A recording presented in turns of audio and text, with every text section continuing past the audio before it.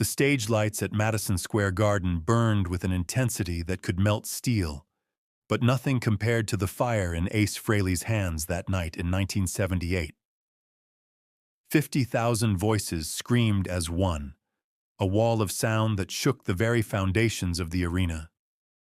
But Ace heard none of it. His world had collapsed into the weight of the guitar in his hands. That 1959 Gibson Les Paul Custom, with its worn sunburst finish and battle scars that told stories no journalist would ever hear. What those screaming fans didn't know, what Gene Simmons and Paul Stanley didn't know, what the entire world wouldn't discover for more than 40 years, was that inside that guitar, hidden beneath the pickups and wiring, lived a secret that would explain everything about the rise and fall of Space Ace. But before we pull back that curtain, before we reveal what guitar technician Danny Michaels found in 2020 that made him physically step back from the workbench and reach for his phone with trembling hands, we need to understand something crucial about Paul Daniel Frehley. The world knew Space Ace, the silver-painted cosmic warrior with the smoking guitar and platform boots that added 3 inches to his already imposing frame.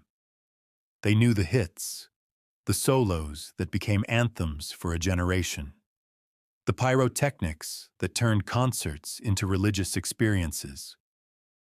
What they didn't know was that every single performance, every studio session, every moment that guitar was in Ace's hands, he was holding on to something far more precious than just wood and wire.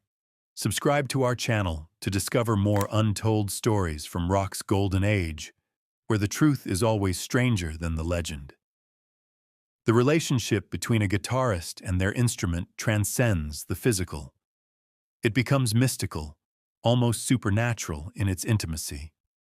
But Ace Frehley's connection to that particular Les Paul went beyond even that sacred bond. In the brutal world of Kiss, where egos clashed like titans and the pressure to perform could crush lesser men into dust, that guitar represented something the silver makeup and cosmic persona could never provide: truth. The story begins not in the spotlight, but in a cramped music store on West 48th Street in Manhattan, back in 1973 when Kiss was still playing dive bars to crowds that barely filled the room. Ace walked in that Tuesday afternoon with $200 in his pocket, money he'd scraped together from session work and a few solo gigs that paid just enough to keep the lights on in his Bronx apartment. The Les Paul hung on the wall like it was waiting for him, its sunburst finish catching the fluorescent lights in a way that seemed almost alive. The store owner, a weathered session musician named Mickey Brennan, who'd seen 1,000 guitarists come and go, watched as Ace lifted the guitar off its mount with the reverence of a man handling something holy. What happened in the next 10 minutes would change rock history, though nobody in that cramped store could have known it then. Ace plugged the Les Paul into a beat-up Marshall amp sitting in the corner, turned the volume to 3, and played a single note. Just one note. A bent B string on the 15th fret that hung in the air like a question mark. Mickey Brennan later told interviewers that he'd never heard a guitar speak like that, never heard an instrument and a player merge so completely that you couldn't tell where one ended and the other began. Ace stood there for what felt like an eternity, letting that note decay naturally, watching it fade into silence like smoke disappearing into air. Then he looked at Mickey and said the words that would seal the deal. "This one understands me." The price tag said $450, more than double what Ace had in his pocket. But Mickey Brennan did something that day that he'd never done before and would never do again. He sold that Les Paul to Ace Frehley for exactly $200, with one condition. If Kiss ever made it big, Ace had to come back and tell him the story. It would be 5 years before Ace walked back into that store, and by then, Mickey barely recognized the silver-painted space warrior as the quiet Bronx kid who'd played that single perfect note. Now here's where the story takes its first dark turn, where the fairy tale of a guitarist and his perfect instrument begins to reveal the shadows lurking beneath. In those early Kiss years, from 1973 to 1975, when the band was grinding through endless tours in a van that smelled like sweat and desperation, Ace's relationship with that Les Paul started to change. It wasn't just his main guitar anymore. It became his confessional, his diary, his only constant in a world that was spinning faster than anyone could control. While Gene and Paul fought over creative direction, and Peter Criss battled his own demons behind the drum kit, Ace would sit in the back of that van. Headphones on, guitar unplugged, fingers moving across the fretboard in silence. He was playing songs that nobody would ever hear, working through emotions that the Space Ace character wasn't allowed to express. The breakthrough came in 1975 with the Alive album, that lightning-in-a-bottle recording that transformed Kiss from a struggling club band into arena rock gods seemingly overnight. But success brought something Ace hadn't anticipated: scrutiny. Suddenly, everyone wanted a piece of the Space Ace persona. Interviews, photo shoots, endorsement deals. Fans who wanted to touch the silver makeup and feel like they were part of something cosmic. The guitar became his shield. As long as he had that Les Paul in his hands, he could be Space Ace. He could be the quiet, mysterious, cosmic warrior that the fans expected. But when the lights went down and the makeup came off, when he was just Paul Daniel Frehley alone in a hotel room at 3 in the morning, that guitar represented something else entirely. And that's when he started putting things inside it. The modification began innocently enough. Late 1975, somewhere between Philadelphia and Boston on the Destroyer tour, Ace noticed that the Les Paul's tone had started to change. Something about the pickup configuration wasn't responding the way he remembered. He took the guitar to a tech named Arthur Kane, a wizened old craftsman who'd worked on instruments for everyone from Les Paul himself to Jimmy Page. Arthur opened up the control cavity, expecting to find loose wiring or a failing capacitor, but what he found instead stopped him cold. Tucked beneath the volume pot, wrapped in electrical tape, was a small piece of paper covered in Ace's handwriting. Arthur couldn't read all of it. The text was tiny and cramped, but he caught fragments: names, dates, what looked like coordinates or addresses, and a phrase that repeated 3 times: "Remember who you were." Arthur never mentioned what he saw. Guitar techs develop an almost priest-like discretion, hearing confessions through strings and circuits that they take to their graves. But he noticed something else as he worked on that Les Paul over the years. The hiding place kept growing. What started as a single piece of paper evolved into a small collection, each edition carefully wrapped and tucked into spaces that shouldn't have been able to hold anything at all. Ace had essentially turned his guitar into a time capsule, a hidden archive of his life that traveled with him to every stage, every studio, every moment of triumph and despair that defined his journey through the Kiss machine. By 1978, when Ace released his solo album, and his version became the commercial success that proved he didn't need Gene Simmons or Paul Stanley to succeed, that Les Paul had become something more than an instrument. It was a vault. Inside its hollow body, beneath pickups that had been removed and replaced dozens of times, hidden in the control cavity and behind the pickguard, Ace had created a map of his real life. Not the Space Ace mythology that sold platinum albums and filled stadiums. Not the cosmic warrior character that smiled for the cameras and performed pyrotechnic spectacles. This was the chronicle of Paul Daniel Frehley, the Bronx kid who'd stumbled into something bigger than he could control and was desperately trying to hold on to some piece of his authentic self. What exactly was hidden inside that guitar? The question haunted guitar collectors and Kiss obsessives for decades. There were rumors, of course. Some claimed Ace hid lyrics to songs he never recorded, melodies that were too personal to share with the band.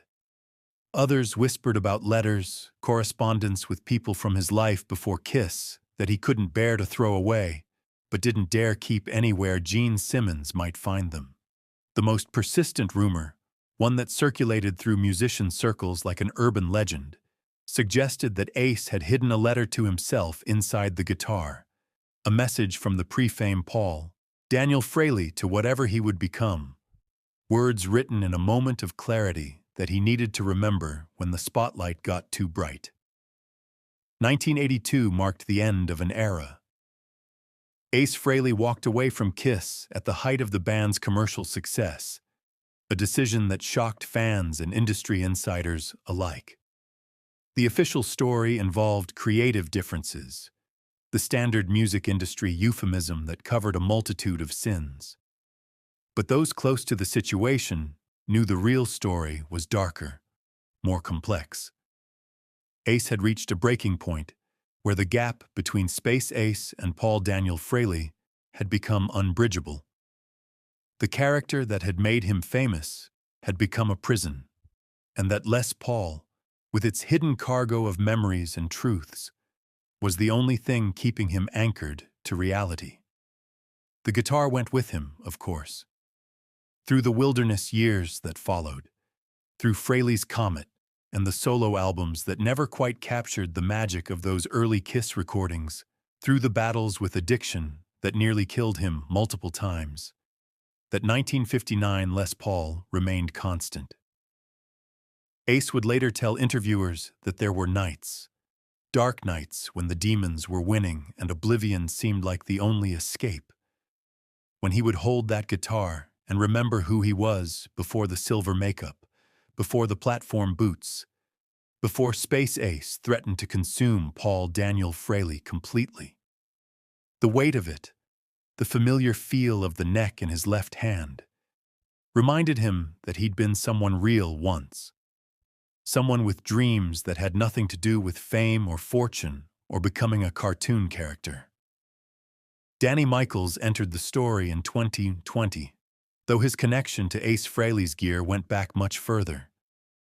Danny had worked as a guitar tech for some of rock's biggest names, a behind-the-scenes craftsman whose job was to keep temperamental instruments performing flawlessly under the brutal conditions of touring and recording. He'd worked with Ace sporadically over the years, handling routine maintenance and the occasional emergency repair. But in 2020, Ace brought the Les Paul to Danny's workshop with a request that was different from the usual tune-up or pickup replacement. Ace wanted a complete restoration, not the kind that erases history and makes an instrument look factory fresh, but the kind that preserves everything while ensuring the guitar could survive another few decades of use. Danny had restored hundreds of vintage guitars, but he approached this one with particular reverence. This wasn't just any Les Paul. This was the Les Paul, the guitar that had played on records that defined a generation, that had been featured in countless photographs and videos, that had survived the general chaos that followed Kiss wherever they went. He began the process the way he always did, carefully documenting every scratch, every ding, every modification that decades of use had created. The neck needed refurbishing. Some of the original frets had worn down to the point where intonation was suffering. The electronics required a complete overhaul, but when Danny opened up the control cavity to access the potentiometers and capacitors, he found himself staring at something that didn't belong there. Wrapped in layers of aged electrical tape, compressed into a space that shouldn't have been able to hold anything larger than spare components, was a package about the size of a thick paperback book. Danny's first instinct was to close everything back up and call Ace immediately. Whatever this was, it clearly wasn't meant for anyone else's eyes. But something made him hesitate. The tape was old, brittled with age and starting to crack. If this package had survived inside the guitar for decades, it was fragile. He chose preservation. Working with the delicate touch that comes from years of handling irreplaceable instruments, Danny carefully extracted the package from the control cavity. The electrical tape came away in pieces, revealing layers of protection that spoke to careful planning. Ace hadn't just shoved something inside the guitar and forgotten about it. This had been deliberate, methodical, the work of someone creating a time capsule they intended to last. Beneath the tape was plastic wrap, and beneath that, sealed in a waterproof bag, was a collection that took Danny's breath away. Photographs came out first. Not the glossy professional shots that appeared in magazines and album covers, but personal snapshots that captured moments no camera crew would ever witness. Ace with his family before Kiss existed, sitting on a stoop in the Bronx with a guitar that wasn't the Les Paul, young and unknown and free from the weight of fame. Ace in the recording studio during sessions, makeup half removed, exhaustion written across his features in a way that contradicted the larger-than-life Space Ace mythology. Each photograph was a window into the life that existed between the performances, the real moments that the Space Ace character was designed to hide. But the photographs were just the beginning. Beneath them, carefully folded and preserved with the same attention to longevity, were letters. Some were written on hotel stationery from places Kiss had played decades ago. Others on notebook paper that had yellowed with age but remained readable. The handwriting was unmistakably Ace's, but these weren't meant for public consumption. These were conversations with himself, diary entries written in moments of clarity or desperation, or both.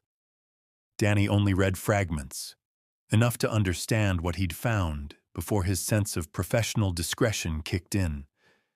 But those fragments painted a picture that contradicted everything the public knew about Ace Frehley's time in Kiss. One letter described the recording sessions for the solo album that would define Ace's career. But it wasn't the triumphant narrative of artistic liberation that later interviews suggested.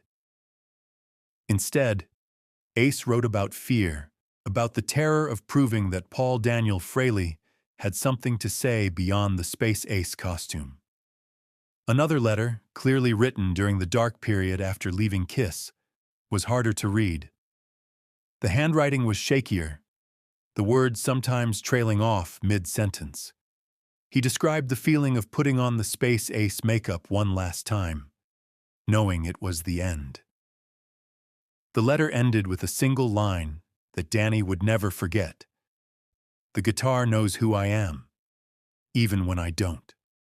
But the most significant item in that hidden archive was a small leather-bound notebook. The cover was worn smooth from handling, the pages inside densely filled with writing that covered every available space. Danny later learned that Ace had started this notebook in 1973, right after buying the Les Paul from Mickey Brennan's music store. It was a record of every song he'd ever written or considered writing, every musical idea that had come to him in the space between sleep and waking, every melody that felt too personal or too strange or too honest to share with Kiss. The notebook revealed something that would force music historians to completely reevaluate Ace Frehley's contributions to rock music. While Gene Simmons and Paul Stanley received most of the songwriting credits on Kiss albums, Ace had been quietly creating a parallel body of work that never saw the light of day. Songs about his childhood in the Bronx, about relationships that crumbled under the pressure of fame, about the specific loneliness that comes from being surrounded by thousands of people who only see the character you play. Some entries were just fragments, a chord progression or a lyrical phrase, but others were complete songs, fully formed visions that Ace had decided weren't right for Kiss, and therefore belonged only to himself. Danny sat in his workshop for hours after making the discovery.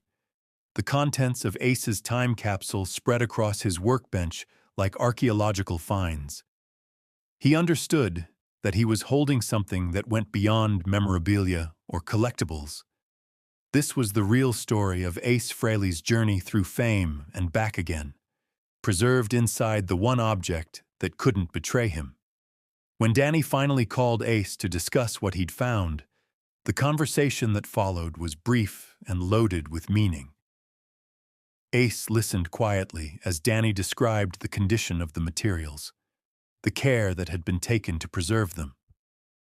There was a long silence on the other end of the line. Then Ace spoke, his voice carrying an emotion that rarely appeared in interviews or public appearances. "I'd forgotten some of that stuff was in there," he said. "Or maybe I'd convinced myself it wasn't real. Sometimes I wonder if I dreamed my life before Kiss. Like maybe Paul Daniel Frehley was the character, and Space Ace was always real." Ace made a decision that surprised Danny but ultimately made perfect sense. Rather than remove the materials permanently, he wanted them returned to the guitar, preserved properly this time with modern archival techniques that would protect them for another 50 years if necessary. "That's where they belong," Ace explained. "The guitar kept them safe this long. It understands the weight better than any safe deposit box. When I'm gone and someone else finds them, that's when they'll matter. Right now, they're just part of the instrument. Part of me." The restoration took 3 months. When the Les Paul returned to Ace's hands in late 2020, those who saw him play in the months that followed noted something different about his performances. There was a weight to them, a depth that suggested he'd reconnected with something that had been lost or buried. The guitar seemed to respond differently too, producing tones that some longtime fans swore they hadn't heard since the original Alive recordings. In 2023, during an interview for a documentary about Kiss's legacy, Ace was asked about the Les Paul and the rumors of what it contained. His response was characteristically brief but loaded with meaning. "That guitar saved my life more times than I can count," he said. "Not just musically. It kept me anchored to something real when everything else felt like a performance. What's inside it? That's between me and the guitar. But I'll tell you this. When I'm gone and someone eventually finds what's in there, they'll understand that Space Ace was just a costume. The real story was always in the music and in the things I kept close that nobody else could touch." The Les Paul hangs in Ace's private studio now, cradled in a stand positioned where he can see it from his favorite chair. It's no longer his primary instrument, having been essentially retired to protect both its historical value and the secrets it contains. But it remains the guitar he reaches for when he needs to remember who he is. In those moments, when Ace picks up the Les Paul and feels the familiar weight of it, both physical and metaphorical, he's connecting not just with decades of musical history, but with every version of himself that's ever held that instrument. The eager young guitarist in Mickey Brennan's music store, the rising rock star who first felt fame's double edge, the man who nearly lost everything and fought his way back. All of them are there, preserved in wood and wire and hidden paper, waiting for their story to finally be told.